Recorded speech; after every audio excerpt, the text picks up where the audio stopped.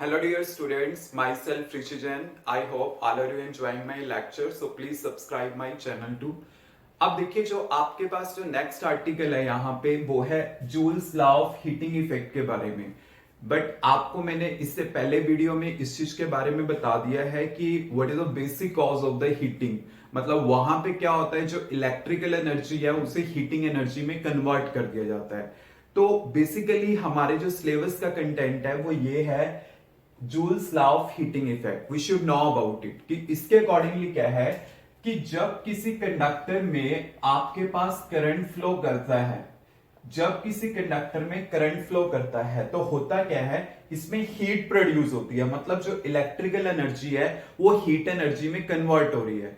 तो joules law के accordingly आपके पास क्या है कि जो यहां पे अमाउंट ऑफ हीट प्रोड्यूस्ड होगी वो किसके प्रोपोर्शनल होगी, to the square of the current flowing through it. कि मतलब square of the current flowing through it and is directly proportional to its resistance. मतलब जितना ज्यादा रेजिस्टेंस होगा उस हिसाब से उतनी ज्यादा हीटिंग प्रोड्यूस होगी। And is directly proportional to the time for which current is flowing. मतलब एक तो आई स्क्वायर के, एक आर के और एक टी के प्रोपोर्शनल है। जब हम इसे कलेक्ट करेंगे तो आपके पास क्या होगा, H is proportional to I square R T. जब मैं प्रोपोर्शनैलिटी को इक्वालिटी में चेंज करूंगा then I will get the constant K. और ये जो के कांस्टेंट है इसका वैल्यू आपके पास होगा 1। तो आपके पास क्या आ जाएगा, H equal to I square R T. मतलब आपके पास क्या आएगा, H equal to I square R T and this is a form of Joule's law. ये हमारे पास जूल्स लॉ का फॉर्म है। अब देखिए स्टूडेंट, आपके पास फार्मूला जैसे अकॉर्डिंग टू ओम्स लॉ है V equal to I R. तो हमने क्या करना है, अपना फार्मूला यहां पे सजेस्ट करना है इन द 3 वेज। एक वे तो मेरे पास हो चुका है, मतलब ये आई और आर की टर्म्स में आ चुका है। इसके अकॉर्डिंगली क्या है कि आपका फार्मूला आई और आर की टर्म्स में भी आना चाहिए, V और R की टर्म्स में भी आना चाहिए और V और I की टर्म्स में भी आना चाहिए।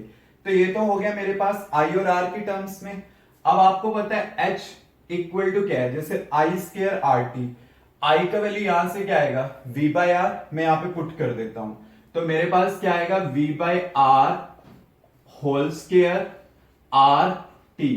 तो यहां पे क्या होगा, V square by R square R t, r will be cancel out and you will get v square by r t। तो सेकंड रिलेशन हमारे पास ये आ जाएगी, मतलब h equal to V square by R T. Just मैंने i का value v बाय r पुट किया, स्क्वायर हो गया, r will be cancel out, you will get this. अब देखिए ये जो आपके पास रिलेशन है h equal to I square R T, मैं इसे इस टाइप से लिख लेता हूं, i into I R into T. Just I को मैंने ब्रेक कर लिया, आपके पास क्या आएगा, आई आर क्या होता है, वी के इक्वलेंट। तो आपके पास क्या आ जाएगा, आई वी टी और I can write V I T. आपके पास ये भी एक रिलेशन आ जाएगा। मतलब आपको पता होना चाहिए इक्वेशंस के बारे में, एक ये होगी, एक ये और एक ये। इट डिपेंड्स कि आपके पास किस टाइप का सिचुएशन गिवन है, then you have to see accordingly. मतलब एक आई आर की टर्म्स में question, then you can use this. अगर वी और आर की टर्म्स में देन यूज दिस, और अगर वी और आई की टर्म्स में देन आपने क्या करना है, ये इक्वेशन यूज करना है। डिपेंड ऑन द क्वेश्चन, और किस तरह से यूज करना होता है वो हम इसके न्यूमेरिकल सेक्शन में डिस्कस करेंगे। क्लियर। अभी तो हमारे पास क्या है, ये थ्री रिलेशंस आ चुकी हैं। अब देखिए हमने क्या करना है, इसकी डेरिवेशन करनी है कि इस इक्वेशन को आप कैसे ड्राइव कर सकते हैं। ये तो आपको पता चल गया, आई आर से वी आर, वी आर से वी आई पे कैसे जाएंगे। अब आता है इक्वेशन।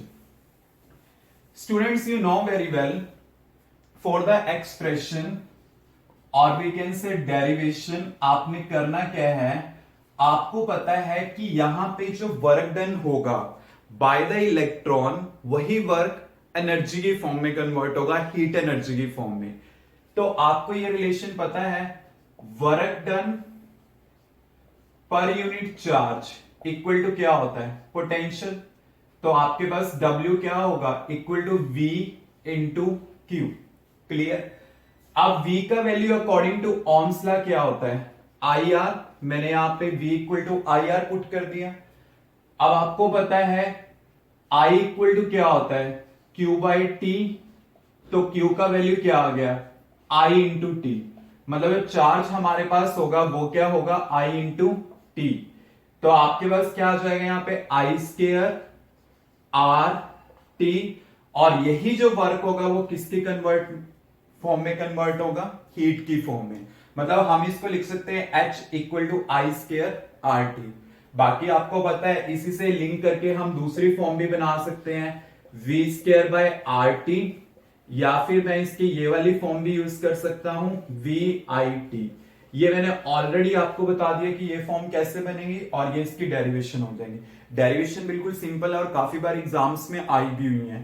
तो आपको पता होना चाहिए work done per unit charges potential, तो ये हो गया V equal to I R, Q equal to I T. तो आपके पास नेट फार्मूला बन जाएगा ये। तो यहां से हीट हमारे पास ये आ जाएगी। So this is all about the joules law of heating effect, कि होता क्या है, कैसे आप उसको स्टेट करोगे और कैसे आप उसकी डेरिवेशन परफॉर्म करोगे। ये जो टोटल आर्टिकल है कलेक्टिवली एग्जाम्स में 5 मार्क्स में आया हुआ है। Clear students, any doubt?